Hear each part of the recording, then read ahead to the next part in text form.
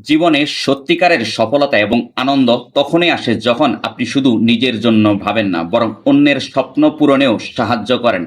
কারণ সাহায্যের হাত বাড়ালে সেই ইতিবাচকতা আপনার দিকেই ফিরে আসে। একজন ভালো শিক্ষক কখনোই তার নিজের ক্যারিয়ার গড়ার জন্য পড়ান না, বরং তিনি চান তার ছাত্রছাত্রীরা ভালো কিছু শিখুক এবং ভবিষ্যতে সফলতা পাক। আর যখন একজন শিক্ষক তার ছাত্রছাত্রীদের সফলতার জন্য সত্যিকারের চেষ্টা করেন, তখন ছাত্রছাত্রীরা তার প্রতি অনেক শ্রদ্ধাশীল হয় এবং তিনি আরো অনেক বড় স্বীকৃতি পান।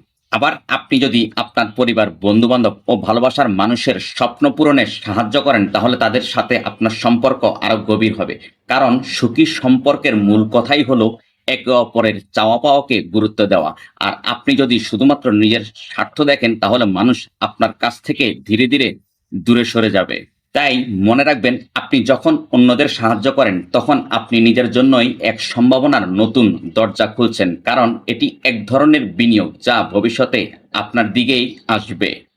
Thanks for watching.